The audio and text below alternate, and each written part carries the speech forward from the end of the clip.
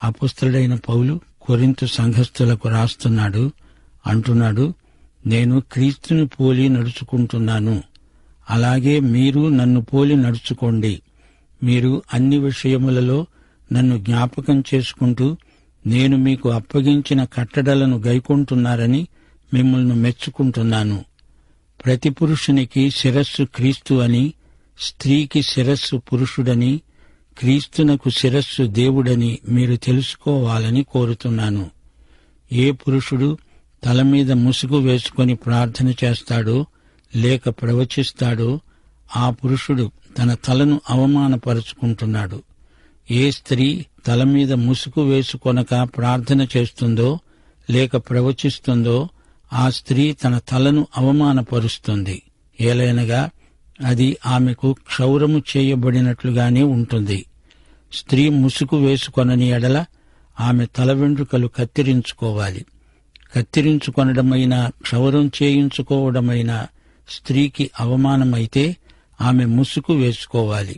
పురుషుడైతే దేవుని పోలిక మహిమ అయి ఉన్నాడు గనుక తల మీద ముసుగు వేసుకోకూడదు. గాని స్త్రీ పురుషుని మహిమ అయి ఉన్నది. ఏలయనగా స్త్రీ పురుషుని నుండి కలిగిందే కాని పురుషుడు స్త్రీ నుండి కలుగలేదు. స్త్రీ పురుషుని కొరకే గాని పురుషుడు స్త్రీ కొరకు సృజించబడలేదు. ఇందువలన దేవదూతలను బట్టి అధికార సూచన స్త్రీకి తల మీద ఉండాలి. అయితే ప్రభువునందు స్త్రీకి వేరుగా పురుషుడు లేడు, పురుషునికి వేరుగా స్త్రీ లేదు. స్త్రీ పురుషుని నుండి ఎలాగు కలిగిందో అలాగే పురుషుడు స్త్రీ మూలముగా కలిగాడు. గాని సమస్తమైనవి దేవుని మూలముగా కలిగి ఉన్నవి. మీలో మీరే యోచించుకొనండి. స్త్రీ ముసుగు లేనిదై దేవుణ్ణి ప్రార్థించటం తగిందేనా? పురుషుడు తల వెంట్రుకలు పెంచుకోవడం అతనికి అవమానమని స్వభావ సిద్ధముగా మీకు తోస్తుంది గదా. స్త్రీకి తల వెంట్రుకలు పైట చెంగుగా ఇవ్వబడినవి గనుక ఆమె తల వెంట్రుకలు పెంచుకోవడము ఆమెకు ఘనం. ఎవడైనా కలహప్రియుడుగా కనబడిన ఎడల మాలోనైనా దేవుని సంఘములోనైనా ఇట్టి ఆచారము లేదని అతడు తెలుసుకోవాలి. శ్రోతలు వింటున్నారా? క్రైస్తవ స్వేచ్ఛను గురించి ఇంతవరకు అనగా 10వ అధ్యాయమంతా పౌలు ఎన్నో సంగతులు చెప్పాడు. ఇప్పుడు సంఘములో స్త్రీల దుస్తులు ఎలా ఉండాలి అనే అంశం మీద మాట్లాడుతున్నాడు. సంఘస్థులు అడిగిన ప్రశ్నలకు పౌలు జవాబిస్తున్నాడు. నీ దుస్తులు, నీ తల వెంట్రుకలు అన్నీ దేవుడు చూస్తున్నాడు. మత్తయి సువార్త 10వ అధ్యాయం 30వ వచనంలో ప్రభు అన్నాడు, మీ తల వెంట్రుకలన్నీ లెక్కించబడి ఉన్నాయి. మన జీవితంలో ప్రతి చిన్న విషయం ఆయనకు కనపడుతూనే ఉంటుంది. ఈ రోజున దుస్తులను గురించి స్త్రీ పురుషులు ఎంత మాట్లాడతారో విని చెప్పండి. దుస్తులు ముఖ్యమవునా కాదా?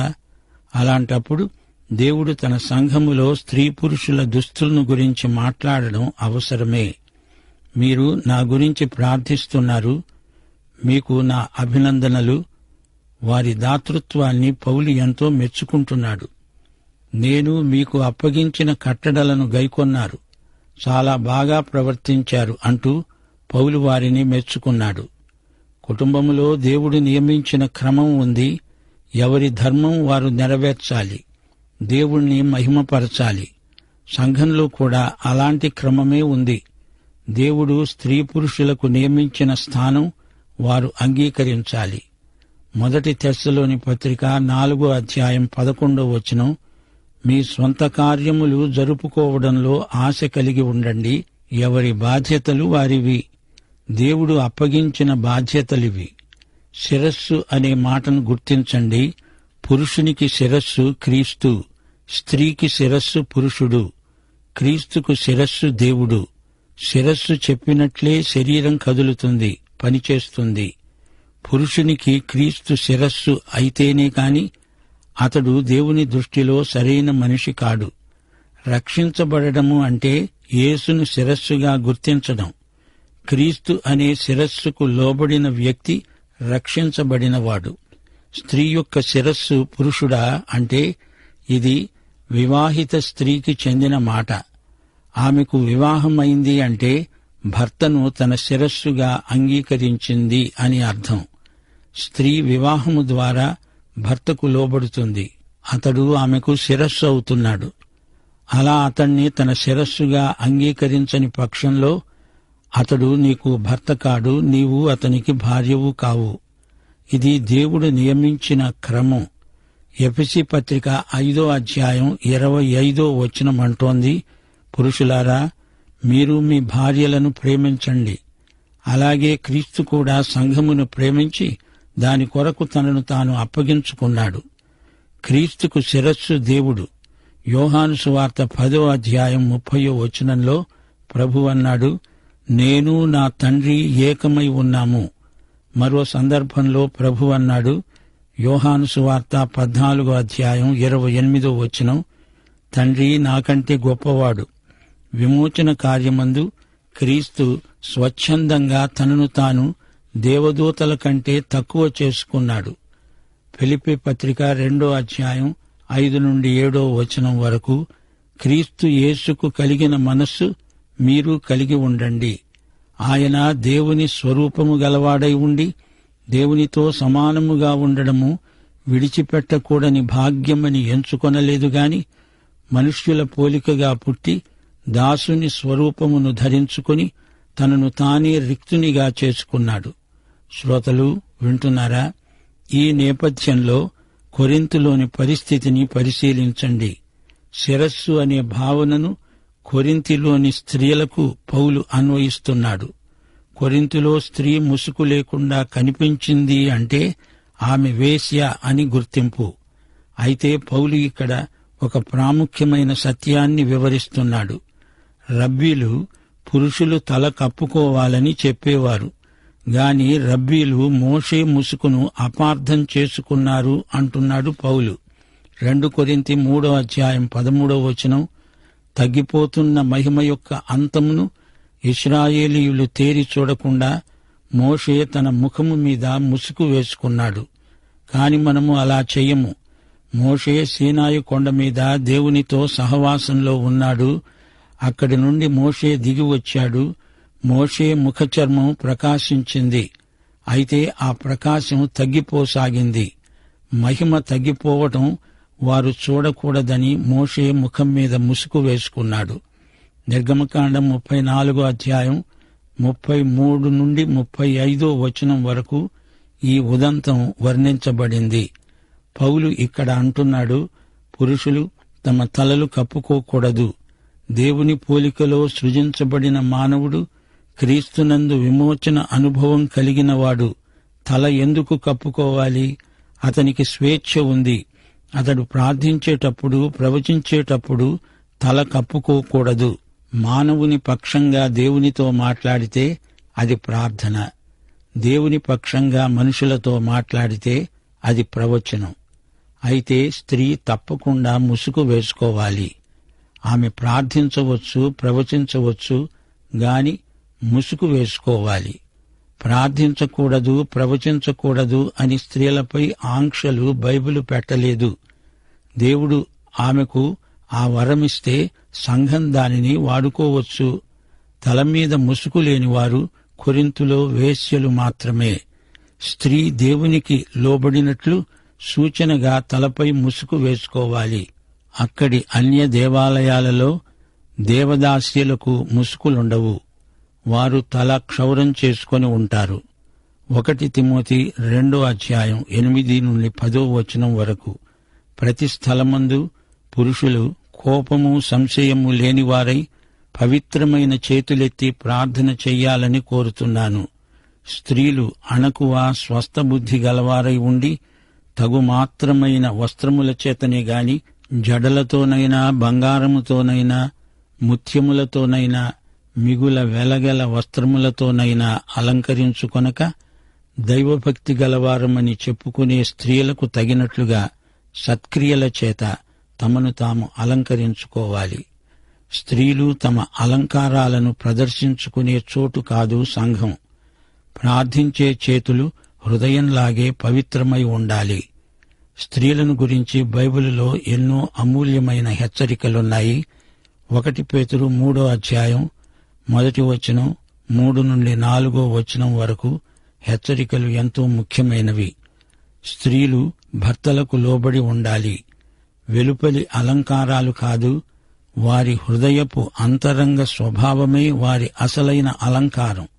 అది దేవుని దృష్టికి మిగుల విలువ కలది. శారా, దెబోరా, హన్నా, అబీగయీలు, యేసు తల్లి అయిన మరియా, వీరందరూ మహిళలకు మంచి మాదిరులు.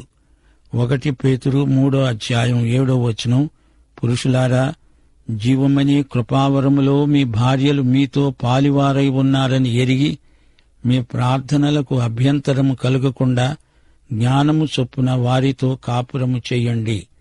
భార్య భర్తకు సాటి సహాయం. స్త్రీ పురుషులిద్దరూ ఏక శరీరమవుతున్నారు. దేవదూతలు కూడా స్త్రీ యొక్క విధేయతను చూచి అభినందిస్తారు. స్త్రీ పురుషులిద్దరూ వివాహమందు ఒకరికొకరు సంపూరక వ్యక్తిత్వములు గలవారు.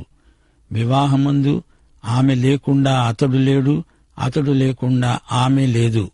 ఇద్దరినీ విడదీయలేము. అతడు సగం, ఆమె సగం, ఇద్దరూ కలిసి ఏక శరీరం. వైవాహిక బంధం మార్మిక సంబంధం. ఆమె ప్రార్థించినా బోధించినా తన అలంకారాలతో ఇతరులను ఆకర్షించేటట్లు ఉండకూడదు. ఆమె తల ముసుగు వేసుకోవాలి. లైంగిక ఆకర్షణ వల్ల ఆధ్యాత్మిక సమస్యలు తలెత్తవచ్చు. ఇది పౌలీయ వివరణ. పురుషులకు పొడుగాటి వెంట్రుకలు అసహజం. నాజీరు వ్రతంలో ఉన్నవాడు ఈ అవమానం భరిస్తాడు. అది పాత నిబంధన మొక్కుబడి. ఇది వెంట్రుకలను గురించిన సమస్య కాదు. అసలు పురుషులు ఎందుకు వెంట్రుకలు పెంచుకుంటున్నారు? స్త్రీలు ఎందుకు వెంట్రుకలు కురుచగా కత్తిరించుకుంటున్నారు? దీనికి కారణం తిరుగుబాటు మనస్తత్వం. నైతిక విలువలను తల్లకిందులు చేసే ప్రయత్నమేదైనా దేవుని దృష్టిలో తిరుగుబాటే అంటూ పౌలు ఈ సమస్యను విశ్లేషిస్తున్నాడు. మామూలు సంగతులను అతిగా చేసి వాటిని సమస్యలుగా చేసి చూపటం అవివేకం. స్త్రీల దుస్తులు, పురుషుల వెంట్రుకలు, స్త్రీల మౌనం అనేవి పెద్ద ధర్మశాస్త్రీయ సిద్ధాంతాలుగా చేయకండి. మితం పాటించండి. గోరంతా కొండంతలు చేయకండి అని పౌలు సంఘానికి ప్రబోధిస్తున్నాడు. నీ అంతరంగ పురుషుని వాలకాన్ని గమనించి జాగ్రత్త పడాలి. ఇది ఈ పాఠంలోని ముఖ్యాంశం. అంతరంగ పురుషుడి వెంట్రుకలు కత్తిరించండి. అతడు నీతి వస్త్రం కప్పుకునేట్టు చూడండి. మన పాత స్వభావాన్ని పరిశుద్ధాత్మే అరికట్టగలడు. స్త్రీని బట్టి పురుషుడా, పురుషుని బట్టి స్త్రీనా అని కాదు, అందరూ దేవుని మూలంగానే కలిగారు అని మరువకండి. మన క్రైస్తవ స్వాతంత్ర్యం అవతలి వ్యక్తులకు అభ్యంతరాలు కలిగించకూడదు. మన సాక్ష్యాన్ని వివాదాల ద్వారా బలహీనపరుచుకోకూడదు. దేవుణ్ణి మహిమపరచండి. ఇంతే సంగతులు. 17 నుండి 34 వరకు ప్రభురాత్రి భోజన సంస్కారాన్ని గురించి ప్రస్తావించబడింది. పౌలంటున్నాడు, మీకు ఈ ఆజ్ఞను ఇస్తూ మిమ్మల్ని మెచ్చుకోను. మీరు కూడి రావడము ఎక్కువ కీడుకే కాని ఎక్కువ మేలుకు కాదు. మొదటి సంగతి ఏమనగా, మీరు సంఘమందు కూడి ఉన్నప్పుడు మీలో కక్షలు కలవని వింటున్నాను. కొంత మట్టుకు ఇది నిజమే అని నమ్ముతున్నాను. మీలో యోగ్యులైన వారెవరో కనపడేటట్లు మీలో భిన్నాభిప్రాయాలు ఉండక తప్పదు. మీరందరూ కూడి వస్తూ ఉండగా మీరు ప్రభురాత్రి భోజనం చేయడము సాధ్యం కాదు. ఏలయనగా మీరా భోజనం చేసేటప్పుడు ఒకనికంటే ఒకడు ముందుగా తన మట్టుకు తాను భోంచేస్తున్నాడు. ఇందువలన ఒకడు ఆకలిగొంటాడు, మరొకడు మత్తుడవుతాడు. ఇదేమిటి? అన్నపానములు పుచ్చుకోవడానికి మీకు ఇండ్లు లేవా? దేవుని సంఘమును తిరస్కరించి పేదలను సిగ్గుపరుస్తారా? మీతో నేనేమి చెప్పను? దీన్ని గూర్చి మిమ్ములను మెచ్చుకుంటానా? మెచ్చుకోను. ప్రియ శ్రోతలు వింటున్నారా? కొరింథీ సంఘంలో ప్రభురాత్రి భోజన సంస్కారం దుర్వినియోగమైంది. యేసు శరీరమని వివేచించక తిని తాగి రోగాల పాలవుతున్నారు. ఈ రోజున కూడా చాలా చోట్ల యేసు శరీరాన్ని సరిగా వివేచించని సంఘములున్నాయి. క్రైస్తవ ఆరాధనలో ప్రభురాత్రి భోజనం పరిశుద్ధమైన పరాకాష్ఠ అనుభూతి. 3 సువార్తలలో ప్రభురాత్రి భోజనం పేర్కొనబడింది. 4వసారి ఈ పత్రికలో ప్రస్తావించబడింది. యేసు పుట్టుక దినాన్ని జ్ఞాపకం చేసుకోవాలని ఎక్కడా చెప్పబడి ఉండలేదు గాని యేసు మరణ దినాన్ని జ్ఞాపకం చేసుకోవాలని బైబిలు చెబుతోంది. ప్రభువు రాత్రి భోజనాన్ని గురించిన ప్రత్యేక దర్శనం పౌలుకు అనుగ్రహించబడింది. ఆ మాటకొస్తే ప్రభువు శిష్యులతో ఈ రాత్రి భోజనం చేసినప్పుడు పౌలు అక్కడ లేడు. కొరింథీ సంఘంలో ప్రభురాత్రి భోజన సంస్కారాన్ని ఒక ప్రత్యేక పద్ధతిలో ఆచరించారు. దీనికి ముందు సంఘస్థులందరూ ప్రేమ విందు చేసుకునేవారు. సంఘ ఆరంభ దినాలలో ఇంటింటా రొట్టె విరిచేవారు. ప్రభురాత్రి భోజనానికి ముందు కొరింథు సంఘంలో తప్పకుండా ప్రేమ విందు జరిగేది. యేసు ప్రభువు మేడగదిలో శిష్యులతో పస్కా పండుగలోని భావాన్ని నెరవేర్చే విందు జరిగించాడు. ఈ ప్రేమ విందును అగాపే విందు అంటారు. అగాపే విందు కాగానే ప్రభురాత్రి భోజన సంస్కారం మొదలవుతుంది. ఈ రోజున సంఘాలు ప్రేమ విందును జరిగించరు. 23వ వచనం నుండి పౌలు అంటున్నాడు, నేను మీకు అప్పగించిన దానిని ప్రభువు వలన పొందాను. ప్రభువైన యేసు తాను అప్పగించబడిన రాత్రి ఒక రొట్టెను ఎత్తి పట్టుకొని కృతజ్ఞతాస్తుతులర్పించి దానిని విరిచి, ఇది మీ కొరకైన నా శరీరము, నన్ను జ్ఞాపకము చేసుకోవడానికి దీనిని చేయండి అన్నాడు. ఆ ప్రకారమే భోజనమైన పిమ్మట ఆయన పాత్రను ఎత్తి పట్టుకొని, ఈ పాత్ర నా రక్తము వలననైన కొత్త నిబంధన. మీరు దీనిలోనిది త్రాగినప్పుడెల్లా నన్ను జ్ఞాపకము చేసుకోవడానికి దీనిని చేయండి అన్నాడు. మీరు ఈ రొట్టెను తిని ఈ పాత్రలోనిది త్రాగేటప్పుడెల్లా ప్రభువు వచ్చే వరకు ఆయన మరణాన్ని ప్రచురిస్తారు. కాబట్టి ఎవడు అయోగ్యముగా ప్రభువు యొక్క రొట్టెను తింటాడో లేక ఆయన పాత్రలోనిది తాగుతాడో వాడు ప్రభువు యొక్క శరీరమును గూర్చి రక్తమును గూర్చి అపరాధి అవుతాడు. కాబట్టి ప్రతి మనుష్యుడు తనను తాను పరీక్షించుకోవాలి. అలాగు చేసి ఆ రొట్టెను తిని ఆ పాత్రలోనిది త్రాగాలి. ప్రభువు శరీరమని వివేచింపక తిని త్రాగేవాడు తనకు శిక్షావిధి కలగడానికే తిని తాగుతున్నాడు. ఇందువలననే మీలో అనేకులు బలహీనులు, రోగులు అయి ఉన్నారు. చాలామంది నిద్రిస్తున్నారు. అయితే మనలను మనమే విమర్శించుకొన్న ఎడల తీర్పు పొందము. మనము తీర్పు పొందిన ఎడల లోకముతో పాటు మనకు శిక్షావిధి కలుగకుండునట్లు ప్రభువు చేత శిక్షించబడుతున్నాము. కాబట్టి నా సహోదరులారా, భోజనము చేయడానికి మనము కూడి వచ్చేటప్పుడు ఒకని కొరకు ఒకడు కనిపెట్టుకుని ఉండండి. మీరు కూడి రావడము శిక్షావిధికి కారణము కాకుండా ఉండేటట్లు ఎవడైనా ఆకలిగొన్న ఎడల తన ఇంట్లోనే భోజనం చెయ్యాలి. నేను వచ్చినప్పుడు మిగిలిన సంగతులను క్రమపరుస్తాను. ప్రభువు బల్ల గొప్ప ఆధ్యాత్మిక ఆశీర్వచనం. సంఘం అంటే ఒక కట్టడం కాదు. సంఘంలోని వారు సంఘస్థులు, సంఘస్థులే సంఘమంటే. ప్రభు భోజన సంస్కారంలో పాలు పొందే వారిలో కక్షలు, విభేదాలు ఉండడానికి వీల్లేదు. తప్పుడు సిద్ధాంతాలకు ఆకర్షితులైన వారు పోతే పోనివ్వండి, అసలైన విశ్వాసులే సంఘంలో ఉండాలి.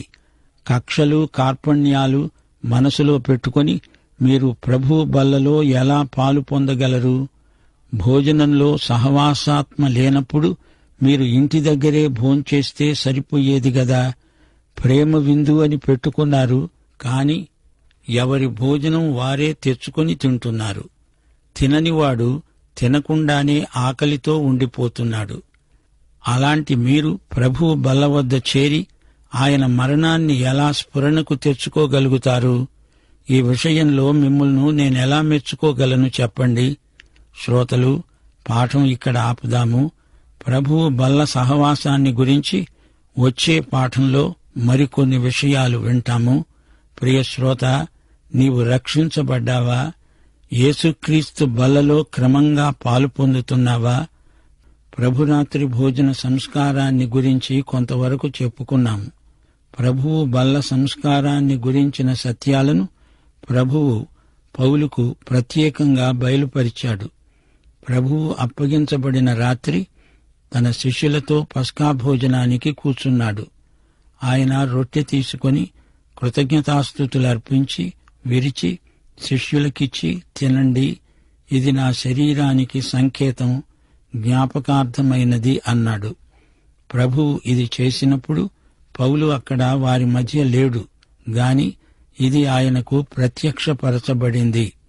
యేసు సిలువ వేయబడబోతూ తన దేవునికి కృతజ్ఞతలు చెప్పాడు.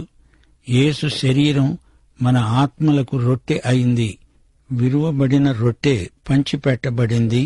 అది సహవాసం. ఎవరికి వారే అనే కొరింథీ పద్ధతి కాదిది. పాత్ర కొత్త నిబంధనకు సూచన.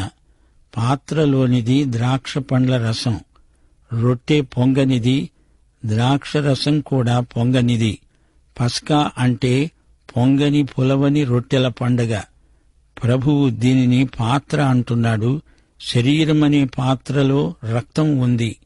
యేసు రక్తం వలన మనకు పాపక్షమాపణ అనగా విమోచన ప్రాప్తించింది.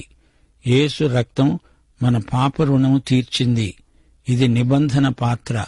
ఈ పాత్రలో నూతన నిబంధన రక్తం ఉంది. ఇది జ్ఞాపకాల బల్ల. యేసు శిలువ మరణాన్ని జ్ఞాపకం చేస్తుంది. ఆయన ఈ రోజున సజీవుడు. ఆయన తిరిగి వస్తాడు. అంతవరకు ఈ సంస్కారాన్ని మనం జరిగిస్తూనే ఉంటాము. రొట్టె, ద్రాక్షరసం అనే ఈ రెండు దినుసులు యేసుకు జ్ఞాపకార్థ స్తూపం.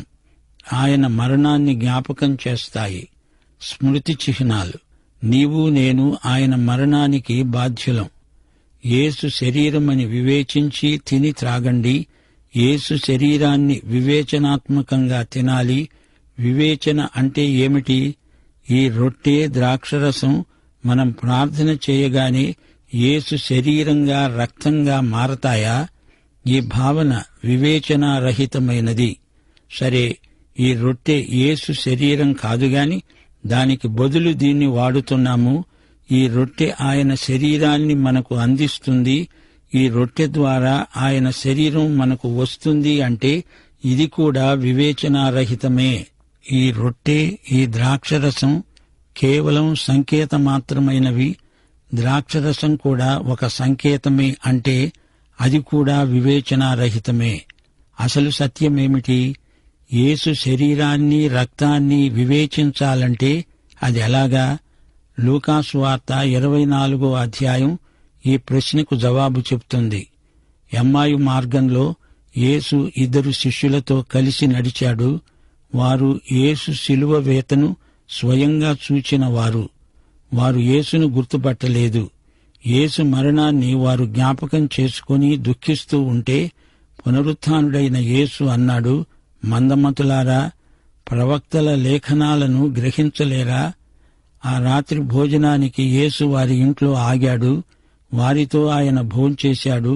శ్రోతలు గమనించండి, యేసు పునరుత్థానుడైన తరువాత ఈ 2 శిష్యులతో భోంచేశాడు. రొట్టె విరిచాడు. అప్పుడు వారి కండ్లు తెరువబడ్డాయి.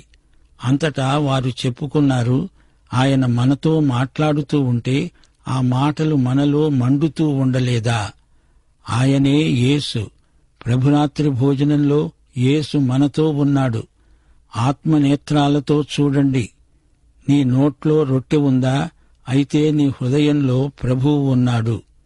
యేసు ప్రభుభోజన సంస్కారంలో మనతో ఉన్న సజీవుడు, వాస్తవ వ్యక్తి. శ్రోతలు, బల్ల సహవాసం నిర్జీవ మత సంస్కారం కాదు, వాస్తవిక అనుభూతి. ప్రభువు బల్లను వివేచించక తిని త్రాగేవారు రోగులు, బలహీనులు, మృతులు అవుతారు అనే హెచ్చరికను గమనించండి. ఇప్పుడే విశ్వాసులు తమను తామే పరీక్షించుకోవాలి. కొరింథు సంఘంలోని లోపాలను పౌలు వారి దృష్టికి తెచ్చి సరిచేసుకోండి అని హెచ్చరిస్తున్నాడు. సరే, ఇప్పుడు 12వ అధ్యాయానికి రండి. 12వ అధ్యాయంలో ఆత్మవరాల ప్రదానం. 13వ అధ్యాయం ఆత్మవరాలకు కావలసిన ప్రేమ శక్తి. 14వ అధ్యాయంలో ఈ వరాలను వాడే విధానం. 12వ అధ్యాయం 1వ వచనం నుండి పౌలు రాస్తున్నాడు, సహోదరులారా, ఆత్మ సంబంధమైన వరములను గూర్చి మీకు తెలియకుండా ఉండడము నాకిష్టం లేదు. మీరు అన్యజనులై ఉన్నప్పుడు మూగ విగ్రహాలను ఆరాధించడానికి ఎటుబడితే అటు నడిపించబడేవారని మీకు తెలుసు. ఇందుచేత దేవుని ఆత్మ వలన మాట్లాడేవాడెవడూ యేసు శాపగ్రస్తుడని చెప్పడని, పరిశుద్ధాత్మ వలన తప్ప ఎవ్వడూ యేసు ప్రభువని చెప్పలేడని నేను మీకు తెలియచేస్తున్నాను. కృపావరములు నానా విధములుగా ఉన్నవి గాని ఆత్మ ఒక్కడే. పరిచర్యలు నానా విధములుగా ఉన్నవి గాని ప్రభువు ఒక్కడే. నానా విధములైన కార్యములు కలవుగాని అందరిలోనూ అన్నిటిని జరిగించే దేవుడు ఒక్కడే. అయినా అందరి ప్రయోజనము కొరకు ప్రతివానికి ఆత్మ ప్రత్యక్షత అనుగ్రహించబడుతున్నది. ఎలాగనగా ఒకనికి ఆత్మమూలముగా బుద్ధివాక్యము, మరి ఒకనికి ఆ ఆత్మను అనుసరించిన జ్ఞానవాక్యము, మరి ఒకనికి ఆ ఆత్మ వలన విశ్వాసము, మరి ఒకనికి ఆ ఆత్మ వల్లనే స్వస్థపరిచే వరములు, మరి ఒకనికి అద్భుత కార్యములు చేసే శక్తి, మరొకనికి ప్రవచన వరము, మరొకనికి ఆత్మల వివేచన, మరొకనికి నానావిధ భాషలు, మరొకనికి భాషల అర్థము చెప్పే శక్తి అనుగ్రహించబడి ఉన్నవి. అయినా వీటన్నిటినీ ఆ ఆత్మ ఒక్కడే తన చిత్తము చొప్పున ప్రతివానికి ప్రత్యేకముగా పంచి ఇస్తూ కార్యసిద్ధి కలుగచేస్తున్నాడు. పౌలు ఇంతవరకు శరీరానుసారుల సమస్యలను ప్రస్తావించాడు. ఇప్పుడు ఆధ్యాత్మిక విషయాలను ప్రబోధిస్తున్నాడు. శరీర సంబంధమైనవి అపరిపక్వతను బట్టి, లౌకిక మనస్తత్వాన్ని బట్టి కలిగాయి. ఈ అధ్యాయంలో ఆత్మను గురించి, ఆత్మ కలిగించే ఐక్యతను గురించి పౌలు మాట్లాడుతున్నాడు. ప్రేమ నియమాన్ని పౌలు ప్రతిపాదిస్తున్నాడు. పునరుత్థాన విజయాన్ని కూడా పౌలు ప్రకటిస్తున్నాడు. ఆత్మవరములను గురించి పౌలు వివరించాడు. ఆత్మవరాలు కృపావరములుగా పేర్కొనబడడం విశేషం. విగ్రహాలు నిర్జీవ పదార్థాలు, వాటిలో ఏమీ లేదు. దావీదురాజు 115 కీర్తన 5వ వచనంలో, హబక్కూకు 2వ అధ్యాయం 18వ వచనంలో ఇదే సత్యం విశదం చేయబడింది. నోరు వాయి లేని విగ్రహాలు కన్నులుండి చూడలేవు. పోత విగ్రహాలను నమ్మి ప్రయోజనమేమిటి? విశ్వాసులు ఆత్మవరాలు పొందినవారు. యేసు ప్రభుత్వమే విశ్వాసి ధ్యేయం. పరిశుద్ధాత్మ లేనివాడు యేసు ప్రభువని చెప్పజాలడు. ప్రభువు చిత్తమును నెరవేర్చేవారికే ఆయన ప్రభువు. ఊరికే ప్రభువు అన్నంత మాత్రాన చాలదు. ఆత్మయందు ఒప్పుదల కలిగిన వారే యేసు ప్రభువని ఒప్పుకుంటారు. సజీవుడైన క్రీస్తుకు మనము చెంది ఉన్నాము. భక్త పేతురు పెంతెకోస్తు ప్రసంగంలో ఈ సత్యాన్నే నొక్కి చెప్పాడు. మీరు సిలువ వేసిన ఈ యేసును దేవుడు ప్రభువుగాను క్రీస్తుగాను నియమించాడు. ఆయనే ప్రభువు, సార్వభౌముడు. నీవు సజీవుడైన దేవుని కుమారుడవైన క్రీస్తువు అని పేతురు ప్రభువును గురించి సాక్ష్యమిచ్చాడు. ఆయన క్రీస్తు అభిషిక్తుడు. విశ్వాసులందరిలో ఉండి పరిశుద్ధాత్మ యేసే ప్రభువు అని ఒప్పుదల కలిగించినప్పుడు విశ్వాసులందరిలో సమైక్యత ప్రవర్తిల్లుతుంది.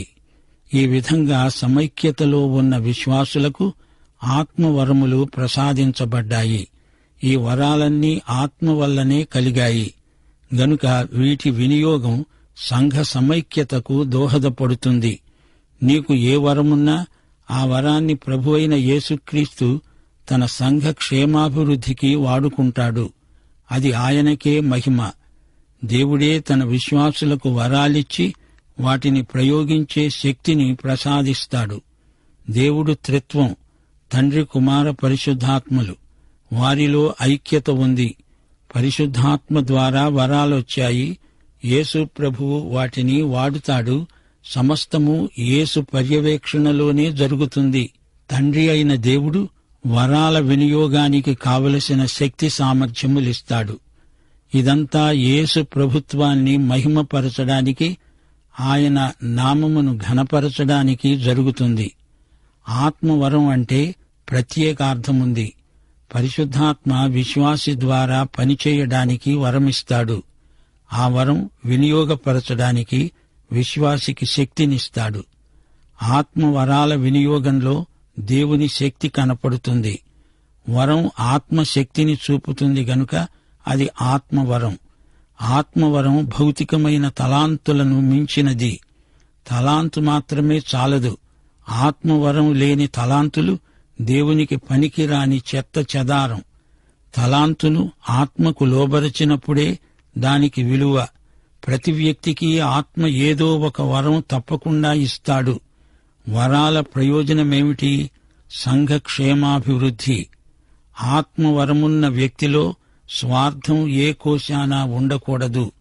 బుద్ధివాక్యం, జ్ఞానవాక్యం ఈ రెండూ వాక్యానికి సంబంధించినవి. బుద్ధి జ్ఞానముల సర్వసంపదలు వాక్యమును లోతుగా పరిశోధించే వారికి ప్రాప్తిస్తాయి. వాక్యోపదేశకులు వాక్యపు లోతులను వెలికి తీసి బుద్ధివాక్యమును జ్ఞానవాక్యముగా అన్వయిస్తారు. విశ్వాసం నిరీక్షించబడే వాటి నిజస్వరూపం. ఇది కూడా ఆత్మవరం.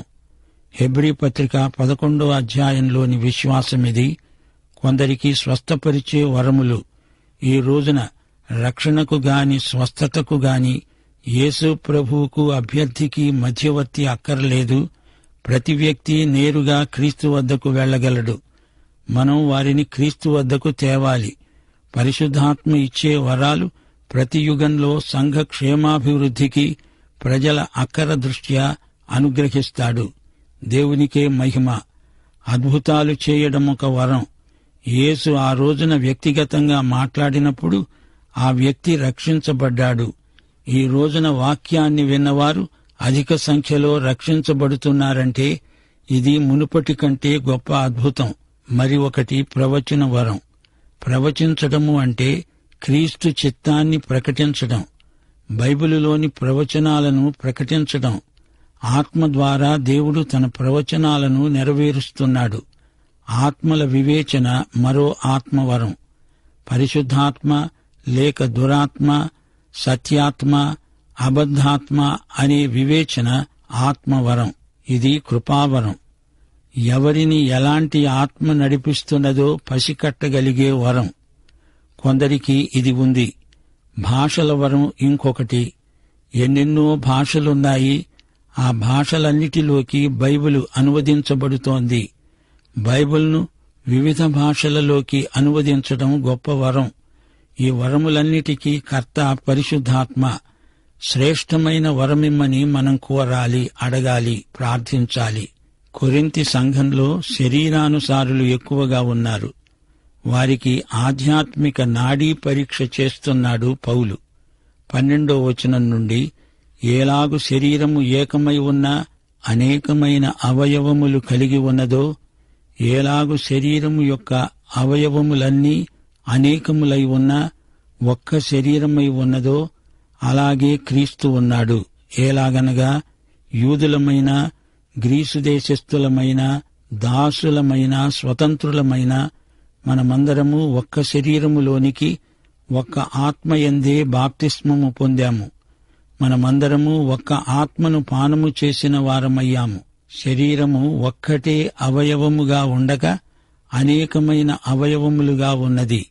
నేను చెయ్యిని కాను గనుక శరీరములోని దాన్ని కాను అని పాదము చెప్పిన ఎడల శరీరములోనిది కాకపోతుందా? నేను కన్ను కాను గనుక శరీరములోని దానిని కానని చెవి చెప్పినంత మాత్రాన శరీరములోనిది కాకపోదు. శరీరమంతా కన్ను అయితే వినటమెక్కడా? అంతా వినడమే అయితే వాసన చూడడమెక్కడా?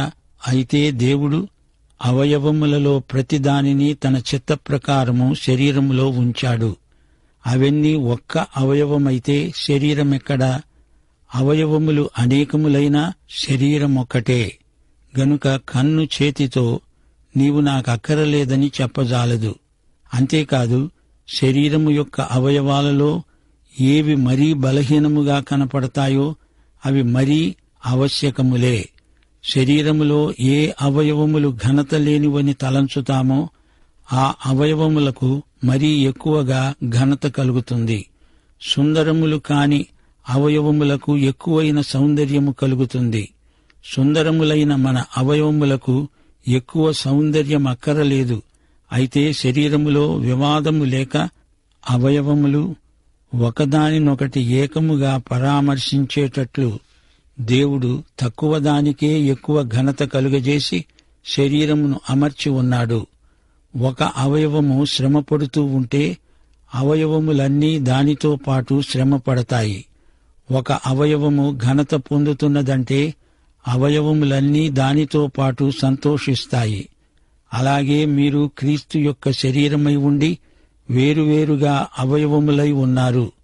దేవుడు సంఘములో కొందరిని అపుస్తలులుగా, కొందరిని ప్రవక్తలనుగా, పిమ్మట కొందరిని బోధకులుగా, అటు పిమ్మట కొందరిని అద్భుతములు చేసేవారినిగా, తరువాత కొందరిని స్వస్థపరిచే కృపావరములు గలవారినిగా, కొందరిని ఉపకారములు చేసేవారినిగా, కొందరిని ప్రభుత్వములు చేసేవారినిగా, కొందరిని నానా భాషలు మాట్లాడేవారినిగా నియమించాడు.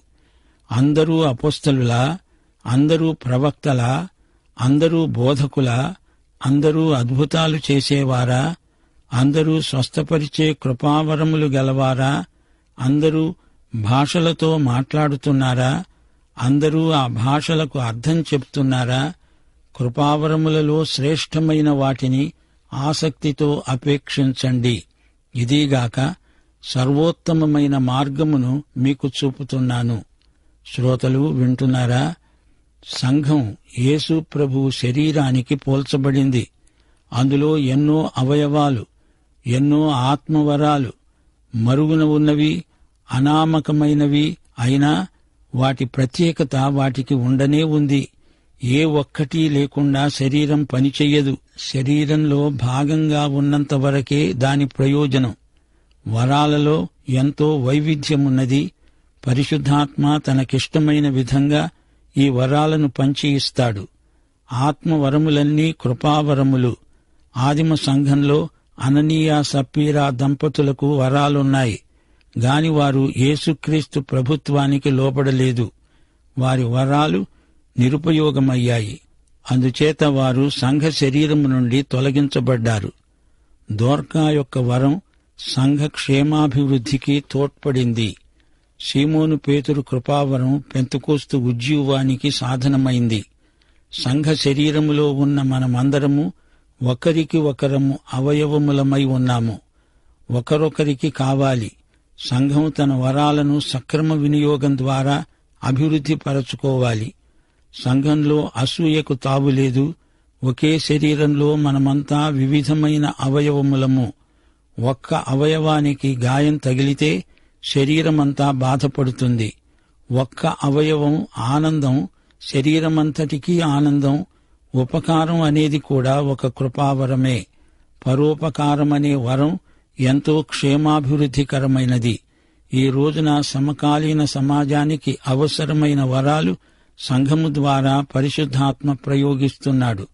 ఇది సంఘానికి క్షేమాభివృద్ధి, అందరికీ ఆశీర్వాదం. అందరికీ అన్ని వరాలు ఉండవు. అయితే శ్రేష్టమైన వరాన్ని ఆశించడానికి, ప్రభువును అడగడానికి ప్రతి విశ్వాసికి హక్కు ఉన్నది. ఏ వరమున్నా అది సంఘ క్షేమాభివృద్ధి కొరకే. నీ వరం ఇతర విశ్వాసులను బలపరచాలి. వరం ప్రదర్శన కోసం కాదు, ప్రయోగం కోసం. ఆధ్యాత్మిక వరాలను అనాధ్యాత్మికంగా ప్రయోగించకూడదు. ప్రభువు ఒక్కడే. పరిశుద్ధాత్మ ప్రభువును మహిమపరుస్తాడు. అందరి ప్రయోజనము కొరకు ప్రతివానికి ఆత్మ ప్రత్యక్షత అనుగ్రహించబడింది. వరాలు క్రీస్తు ప్రభుత్వానికి లోబరచబడినవి. శరీరమందలి అవయవాలు పరస్పరం సదవగాహనతో కలిసి ఒకే శరీరంగా పనిచెయ్యాలి. మిగతా అవయవాలను కాదని ఏ ఒక్క అవయవము పనిచెయ్యజాలదు. దేవుని బిడ్డలలో ఒకరికొకరు కావాలి అంటూ అపుస్తలుడైన పౌలు 12వ అధ్యాయాన్ని మనకు బోధిస్తున్నాడు. ప్రియ సోదరుడా, సోదరి, నీవు రక్షించబడ్డావా? క్రీస్తు శరీరంలో నీ స్థానమేదో నీవు గుర్తించావా? యేసుక్రీస్తు వారి కృప, తండ్రి అయిన దేవుని ప్రేమ, పరిశుద్ధాత్మ ఆదరణ మనకందరికీ తోడై ఉండునుగాక. ఆమేన్.